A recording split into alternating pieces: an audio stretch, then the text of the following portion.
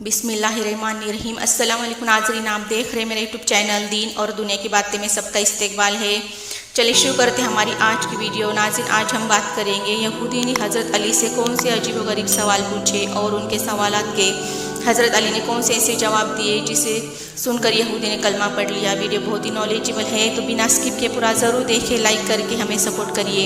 नाज़रीन, अल्लाह के रसूल हुज़ूर पाक सल्लल्लाहु अलैहि वसल्लम ने हज़रत अली से फरमाया, ए अली, मोमिन तुझसे प्यार करेगा और मुनाफिक तुझसे दुश्मनी करेगा। इमाम अलैहिस्सलाम को अल्लाह ने वो मुकाम व मर्तबा अता किया था कि लोग इमाम अलैहिस्सलाम को हसद किया करते थे, इसलिए कुछ यहूदी ने चाहा कि कुछ ऐसे सवाल करे जिनका जवाब इमाम अलैहिस्सलाम के पास ना हो। एक यहूदी खलीफा के पास आया और उसने खलीफा से सवाल किया, मैं मुसलमान होना चाहता हूँ।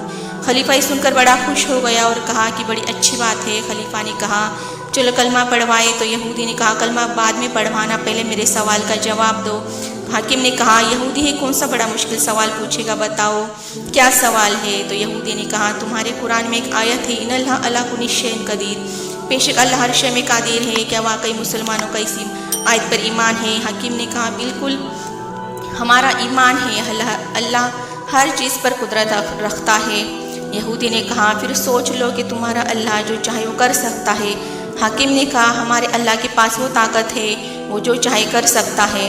तो यहूदी ने कहा, क्या तुम्हारा अल्लाह और दूसरा अल्लाह भी बना सकता है? हाकिम सोचने लगा कि हम कहें कि नहीं बना सकता तो यहूदी कहेगा कि तुम्हारा अल्लाह कुल्ले शैइन कदीर कैसा, और हम कहेंगे कि ये बना सकता है तो यहूदी कहेगा कि अल्लाह वाहदहु शरीक कैसा। हाकिम तो फंस गया, परेशान हो गया। हाकिम ने दरबार में उलमाओं से कहा, सवाल का जवाब दो। उलमा ने कहा, जवाब मिल सकता है अगर अली को बुलाओ। हाकिम ने मना कर दिया, कहा कि हर बात के लिए अली को क्यों बुलवाए।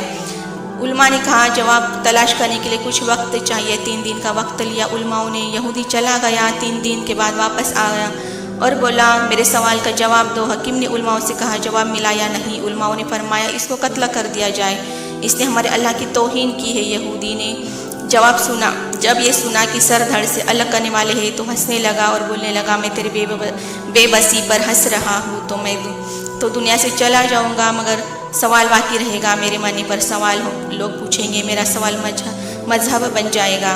पूरे दरबार में कुरान की आयत की बेहुरमती होने लगी। तभी एक शख्स उठकर खड़ा हुआ, उसका नाम सलमान था। उसने यहूदी से कहा, तुझे उस शख्स के पास ले चलता हूँ जो वारिस कुरान है। यहूदी ने देखा कि उस शख्स की दाढ़ी में नूर की तारें थी।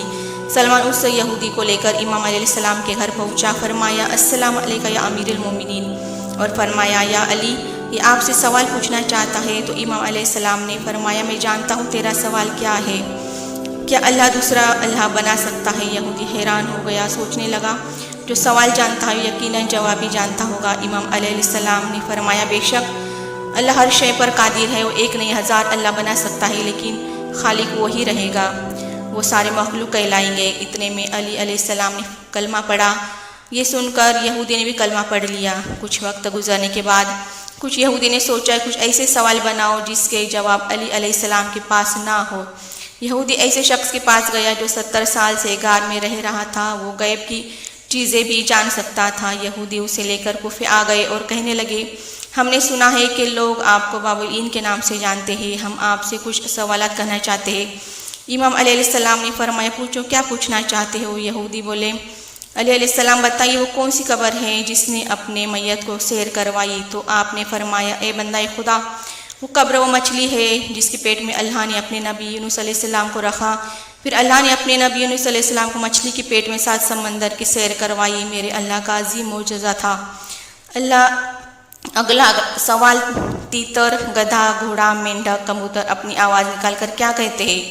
इमाम अलैहिस्सलाम ने फरमाया, तीतर अपनी ज़बान में कहता है, ये काफिरों, अल्लाह को याद करो, उसके याद से गाफिल ना रहो, क्योंकि इस कायनात में सिर्फ अल्लाह ही है जो बिना किसी फ़ायदे के सिर्फ तुम्हारे बारे में सोचता है। घोड़ा अपनी ज़बान में कहता है, ए मेरे परवरदिगार, क्योंकि मैं एक बेहतरीन सवारी हूँ तो मेरे ज़रिए मुसलमानों को कुफ़ार पर फतेह नसीब फरमा।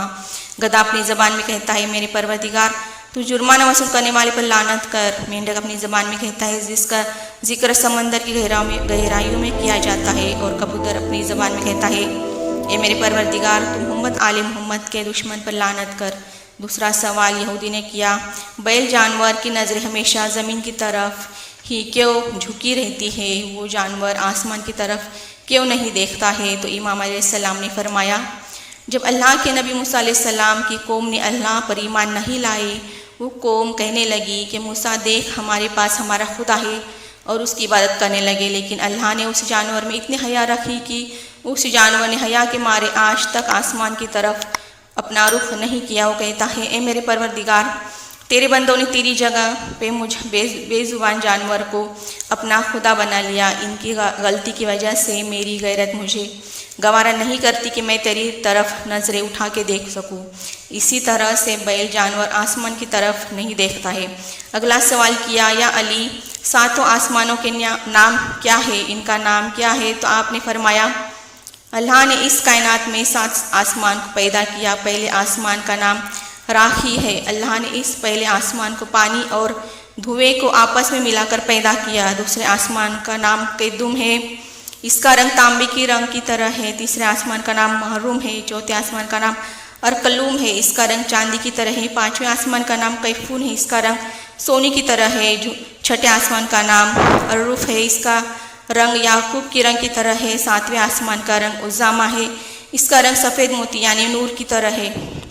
اگلا سوال کیا، یا علی، وراثت میں مرد کو 2 حصے اور عورت کو 1 حصہ کیوں دیا جاتا ہے؟ علی علیہ السلام نے فرمایا، اللہ نے آدم علیہ السلام اور بیوی حوا کے لیے جنت کو بنایا۔ اس وقت جنت میں صرف 3 دانے تھے، اس میں سے 2 دانے حضرت آدم علیہ السلام نے کھا لیے اور ایک بیوی حوا نے کھایا۔ اس لیے اس دن سے اللہ نے ارادہ فرمایا کہ وراثت میں مرد کو 2 حصے اور عورت کو 1 حصہ دیا جائے گا۔ اب یہودی پریشان ہونے لگے۔ علی علیہ السلام کے ہر سوال کا جواب ہے، تو اگلی چال کی طرف یہودی عالم نے امام علیہ السلام سے کہا، اب آپ مجھ سے سوال کرو، میں جواب دوں گا۔ علی علیہ السلام نے اپنی ہاتھ کی مٹھی بند کی اور پوچھا، بتا مٹھی میں کیا ہے؟ اس نے آنکھیں بند کی اور آسمانی کتابوں کے مطابق غیب میں جھانکا، اور تھوڑی دیر بعد آنکھیں کھولی اور کہا، کوئی ابو طبیس میں ایک فاختہ نے انڈے دی ہے، اس میں سے ایک انڈا آپ نے اٹھایا ہے۔ آپ نے مٹھی کھولی تو وہی انڈا نکلا، تو لوگ خوش ہونے لگے۔